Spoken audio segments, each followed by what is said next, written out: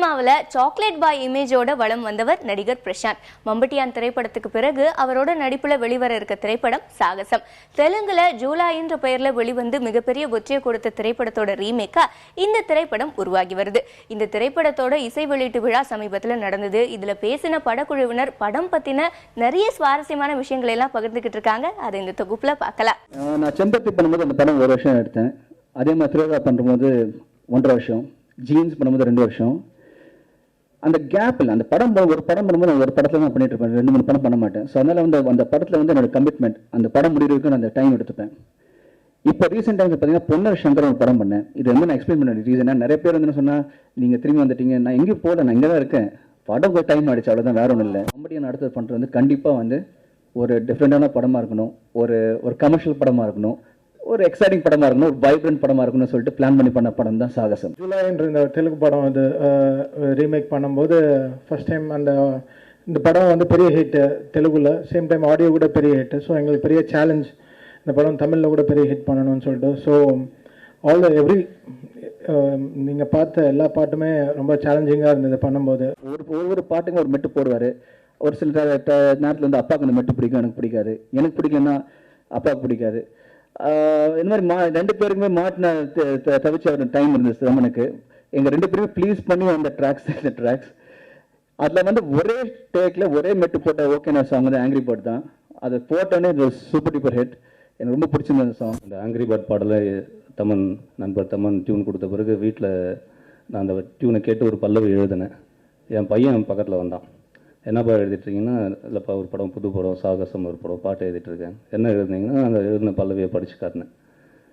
யூத்துக்கு பிடிக்கிற மாதிரி எழுதுங்கப்பா, angry bird, temple run அப்படிலாம் போட்டு எழுதுங்கப்பா அப்படின்னா.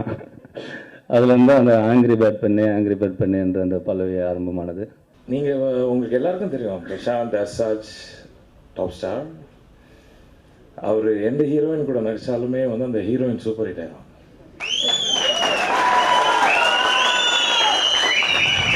அது என்னமோ தெரியல, தியாகராஜன் சாருக்கும் சரி பிரசாந்துக்கும் சரி நல்ல டேஸ்ட்.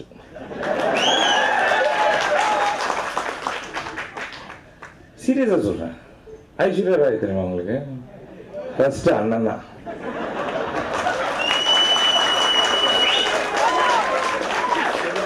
கூட நடிச்சாங்கன்னு சொல்கிறேன். நீங்கள் என்ன ஸ்னேகா முதல்ல சிரிக்க ஆரம்பிச்சதே பிரசாந்தை பார்த்தேன். புதுசாக இப்போ ஒரு ஹீரோயின் வர, looking forward to awesome. And I am part of this film. I am sure that நான் வந்து தியாகராஜன் சார் சொன்ன மாதிரி நடிச்சிருக்கேன்னு, அதனால எனக்கு கண்டிப்பாக கிளாப்ஸ் இருக்கும்னு எனக்கு தெரியும். And Prashanth is around and this film is going to rock. பாவ மன்னிப்பில் 6 பாட்டுமே ஹிட்டு. அந்த படத்தில் வந்து எது 1, 2, 3ன்னு வருஷப்படுத்த சொல்லி ஒரு போட்டியை நடத்தினாங்க. அதுக்கப்புறம் மிகப்பெரிய எல்லா படமே வெற்றியானது வந்து ஜீன்ஸ் பாவ மன்னிப்புக்கு அப்புறம் இப்போது சாகசம் படத்தில் தமன் 6 பாட்டையுமே கலக்கியிருக்காரு. படத்தை எப்படி ஸ்டார் காஸ்ட் ரொம்ப ஸ்ட்ராங்காக இருக்கணுமோ அதே மாதிரி இந்த சிங்கர்ஸ் இந்த படத்தில் பார்த்தீங்கன்னா ஸ்டார் காஸ்ட் வந்து ஒரு படத்துக்கு ஒரு ஸ்டார் காஸ்ட் மாதிரி. ஒரு படம் பார்த்தீங்கன்னா ஒரு பாட்டு பார்த்தீங்கன்னா சிம்புவும் லட்சுமி மேனன் பாடியிருக்காங்க, இன்னொரு பாட்டு வந்து அனிருத் பாடியிருக்காரு, அதுக்கப்புறம் சங்கர் மகாதேவன், ஸ்ரேயா கோஷல், இந்தியாவில் டாப் சிங்கர்ஸு. அப்புறம் மோஹித் சௌஹான் வந்து யூனிக்கான ஒரு வாய்ஸ் வந்து அவர் கேட்டு அவரும் ஓகே சொன்னார். அப்புறம் ஸ்பெஷலாக வந்து தமன் வந்து ஓகே இந்த சாங் நானும் பாடுறேன்னு சொல்லிட்டு பாடி அவங்க கூட சேர்ந்து மனசு பாடினாங்க. இது வந்து ஒரு படத்துக்கு எப்படி ஒரு முக்கியத்துவம், சாங்க்கே வந்து ஸ்டார் காஸ்ட் ஒரு ஸ்டார் ஸ்டார்டடாக இருந்தது. வைகாசி பிறந்தாச்சு பற்றி ஒரு விஷயம் சொல்லணும். அப்போ நான் ஸ்கூல் படிச்சுட்டு இருக்கேன். எங்கள் அம்மா தான் என்னை கூப்பிட்டு போனாங்க அந்த படத்துக்கு. இல்லை உண்மையிலே ஸ்கூல் படித்தேன். ஏன் அப்படிங்க? ஆனால் அதுக்கு முன்னாடி ஸ்கூலில் கட்டடிச்சு ஒரு 3வது தடவை போய் பார்த்துட்டேன். ஏன்னா பாட்டுலாம் அப்படி கிட்டு ஒவ்வொரு பாட்டுக்கு விசில் அடித்து கத்தி.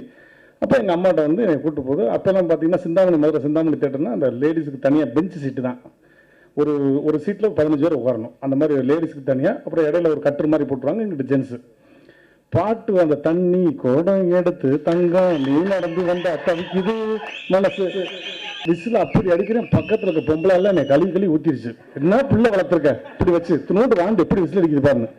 அப்புறம் எங்கள் அம்மா திட்டி விசில் அடிக்குதுன்னா சனி அங்கிட்டு போய் ஆடின்னு அந்த ஒவ்வொரு பாட்டு வரும்போது செட்ரி ஏறி புதிச்சு ஆம்பளால் பக்கத்தில் உட்காந்து விசில் அடிச்சுட்டு அப்புறம் டயர்டாகி பாப்கார்னத்துக்கு திரும்ப அந்த பக்கம் வந்துடுவேன். அது மறக்க முடியாத அந்த படம். ரொம்ப தேங்க்யூ சார். இவ்வளோ தூரம் பேசும்போது நிறைய பேர் விஷயம் சொல்லிட்டு இருந்தாங்க, நான் சின்ன வயசுல இருக்கும்போது ஏங்க நான் சின்ன வயசுல நடிக்க வந்தேங்க, எனக்கு அவ்வளோ வயசாகுங்க. 17 வயசு நடிக்க வந்தேன், அவ்வளோதான். உங்களோட ஒரு வயசு மூத்தவன், அவ்வளோதான், வேற எதுவும் கிடையாது. தவிர்த்து என்னமோ எனக்கு ஒரு ஃபீலிங் வந்துச்சு, நான் 1960 நடிக்க வந்தேன், இல்லையே 90 தானே, எனக்கு என்ன இப்படி ஒன்று வயசு ஆகலையே. உங்களை மாதிரி நானும் ரொம்ப எக்ஸைட்டடாக இருக்கேன். ஏன்னா விஷுவல் வந்து இப்போ ரொம்ப நல்லா வந்திருக்கு, படமும் நல்லா வந்திருக்கு. ஸோ கூடிய சீக்கிரம் உங்களை வந்து இந்த படத்தோட ரிலீஸில் மீட் பண்ணுவேன். இன்னும் மிகப்பெரிய பிரம்மாண்டமான ஒரு அரங்கத்தில் எல்லா படமும் நம்ம வந்து என்னோட ரசிகர்களை சேர்ந்து பார்க்கணும்னு ஆசைப்பட்றேன். நன்றி, வணக்கம்.